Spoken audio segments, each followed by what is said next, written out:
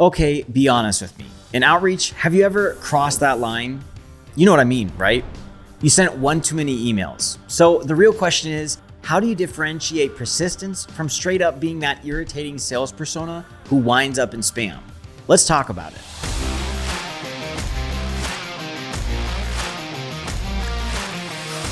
My first point is something that most people overlook with no good reason: putting yourself in the shoes of a prospect. How many emails do you want to receive? What should these emails look like? I personally can't stand when follow-up emails simply say something like, just following up on my last email. Interested? The reason being, if we haven't been in touch, chances are that I don't remember what your first email was about. And you better know that I'm not about to go search in my inbox for the original email. From my experience, the perfect sequence size is roughly 4 to 5 emails. If you're including cold calls in the mix, maybe try a 3 to 2 mix. If I get more than 5 or 6 emails, I mark them as spam or block them because it's just too many emails. Now, if you've been in touch with someone before and they already appeared interested in their response, follow up for a few months if desired, but giving the prospect a break is my next point. Whether the prospect responded and then went cold or they didn't respond whatsoever, people need breaks. Take a look at 2 scenarios. 1, you get no response at all from a prospect, even after 5 emails. Wait a month or 2 and then send another set of emails. This way you're showing your interest and persistency, but not spamming them with non-stop emails. Also, we have a video on how to turn a no into a yes.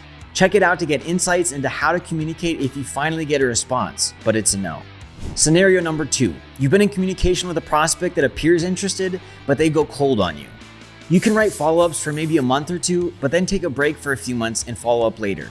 They very well might be interested, but other things are happening internally, which is why the prospect hasn't responded yet. Whether it's budget issues, whether it's new hirings that are actually in process, or they simply don't have the manpower to onboard right now.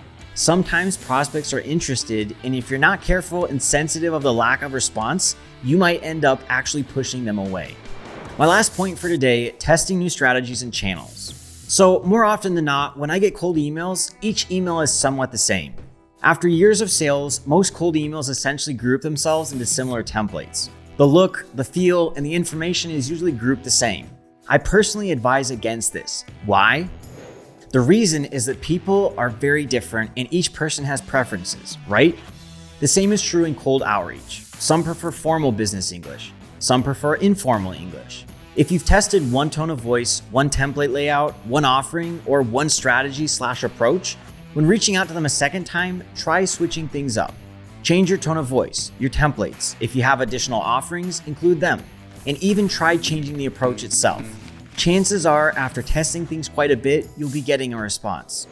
Still considering preferences, the same is true not only about the emails themselves, but about the channel you're using to connect.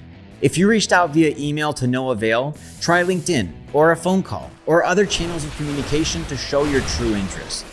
Now, I'm a very persistent guy, so I can definitely give you more tips on how to push. But the one tip I want to give you regarding not being irritating, learn to let go. Sometimes a prospect just won't respond, and that's okay. Sometimes you get a clear not interested, and using discernment, understanding how to let a no go is important. Some prospects can give you bad rep if you overstep your boundaries. So just use common sense as to when you have really contacted a lead enough. Thanks for taking the time to watch this video. Don't forget to subscribe and be sure to leave us your thoughts or your tips in the comment section below. I'm out.